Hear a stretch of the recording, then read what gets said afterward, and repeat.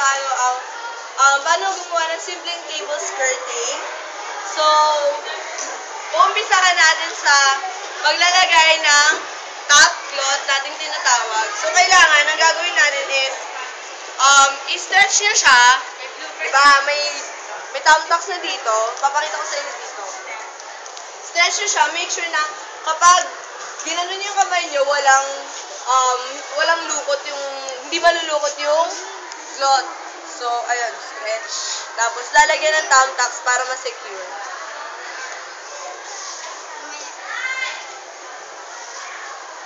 Ganun din sa gilid.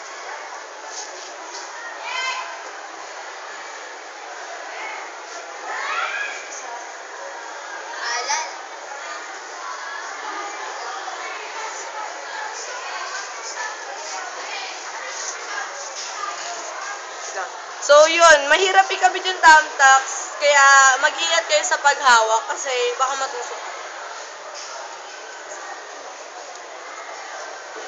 Para ma-secure pa siya, pwede nyo pang dagdagan.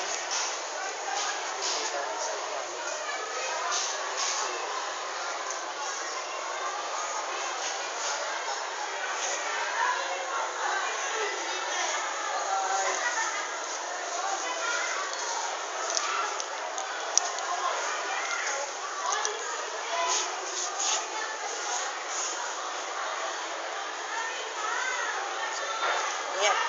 So, ayun. Pag dinaan nyo yung kamay nyo, walang lukot. Tapos, ang gagawin natin is, papakita ko sa inyo kung paano hahatiin yung skirting cloth natin, which is laging Gina cloth. So, ito. Di ba yung buong cloth is, ihahatiin nyo siya lengthwise. So, magkakaroon ng dalawang layers. Yan, dalawang layers. Lengthwise siya siyang hatiin. Tapos, hahanapin nyo yung gitna ng cloth.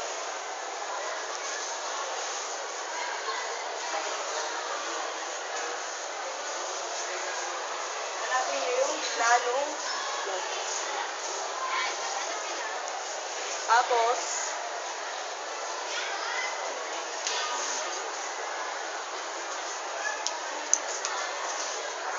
pag nahanap nyo na yung gitna ng cloth, isa-secure natin siya sa, ano to? Sa gitna, hanapin nyo rin yung gitna ng table. So, ayun. Isa-secure nyo siya gamit yung pin.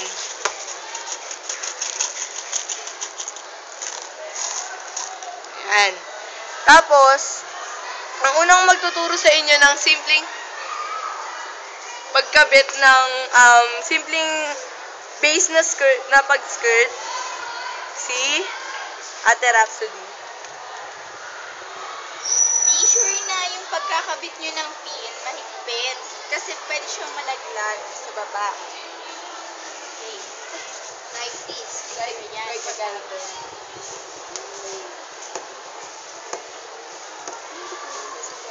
So, kailangan talaga maliit siya.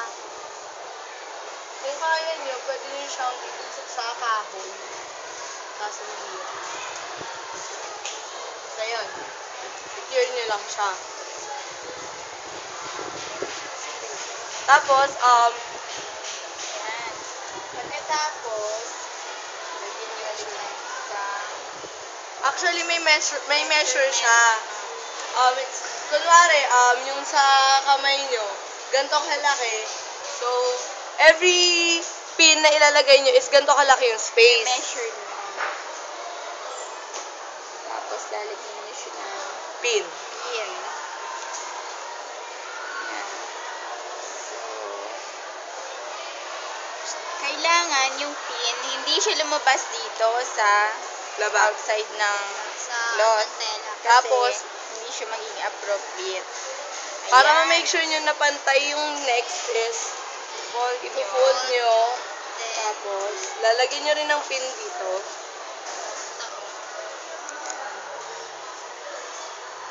Ayan. Ito na yung tinatawag natin. Continuous splits. Tapos, ganun din. Ito, pansusukat nyo. Yes. Ito na yung pansusukat nyo. Another pin. Dito Dito kayo maglalagay hindi dito.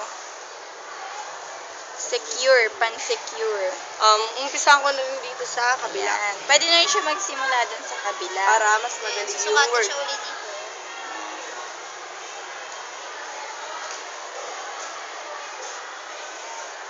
Another pin. From Ate Novi. Ayan. Next. Sukat. Continuously lang. Para hindi kayo mahirapan. Ayan. So, ayan. Ganito magiging itsura niya.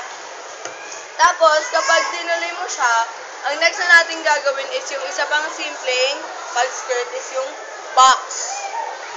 Yung box. Box. Pero diba, ito yung tinatawag na continuous splits. So, from this, pwede natin siyang gawing box. Kunin niyo yung gitna. Ayun, kagaya nung ginagawa ni Ate Novi. Tapos, Gaganyan siya. Yung pinakagitna,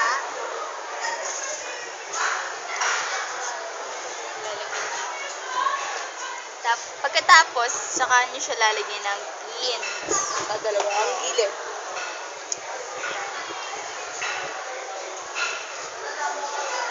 Tapos natin siya. Ayan. Kailangan nyo. Make sure mahigpit yung pin. Ito sa kabila. Ito naman din sa kabila.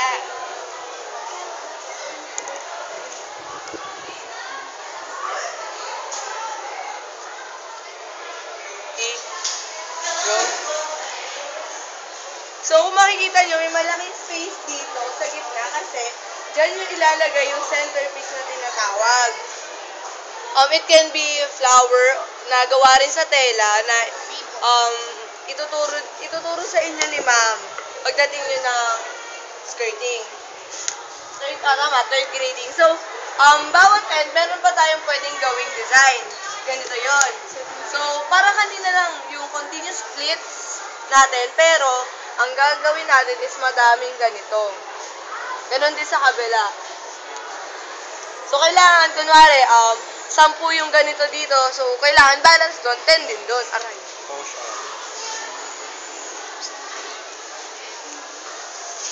Ganyan ang mangyayari. Okay. Ginawa namin dito is 2, 4, 6, kulang pa pala. 2, 4, 6, Ito na kasi. 8 na ganito each side. Yan.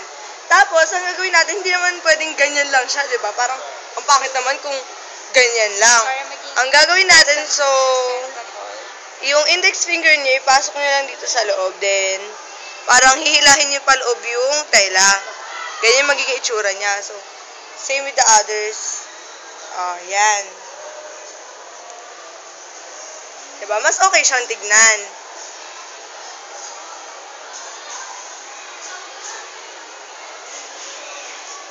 Yan. Ganon din sa kabila.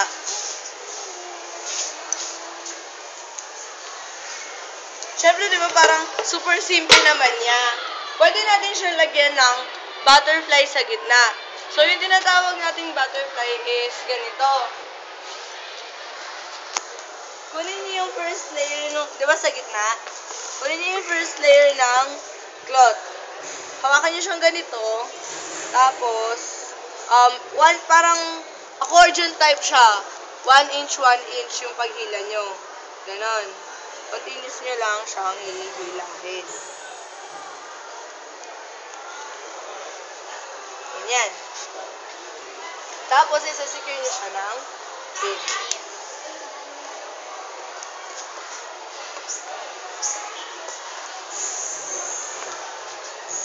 Ingat kasi madalas dito kami nadadali ng pin.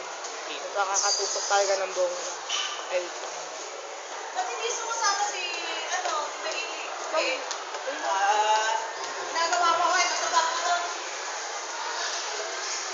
Pulog na.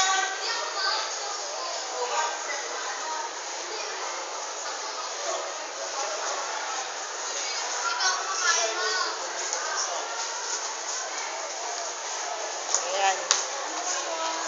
Ayan.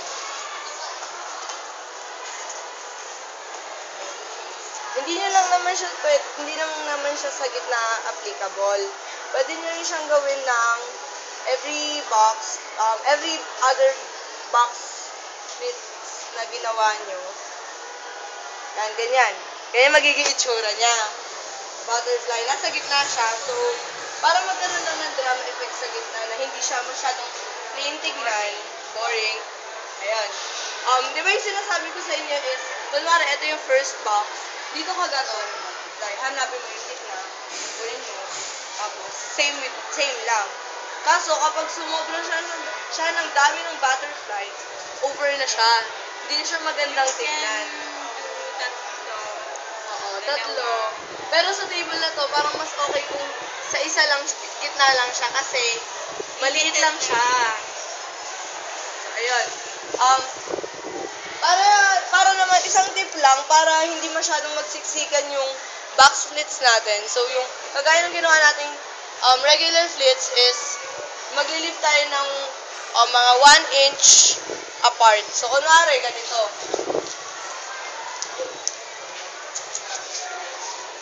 Ganito, di ba? Kuha ka ng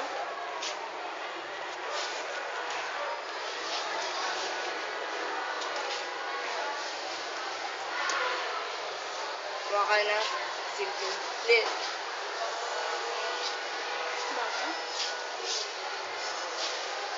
Tapos, kapag yung next split na gagawin mo, ayan, di ba? Mag-leave ka ng space dito.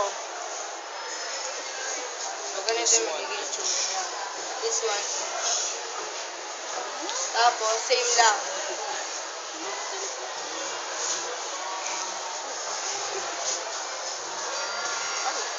Ayun. At least 1 inch.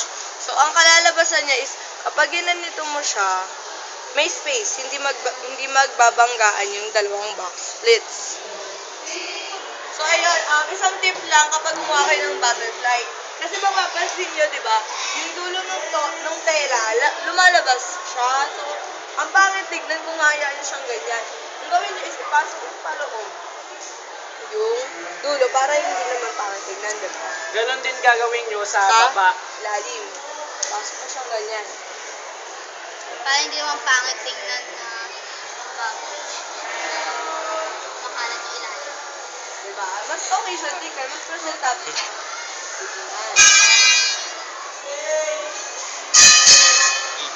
Hindi lang naman ito yung mga design na or yung mga pwede nyong gawin, kagaya nitong box, ganun.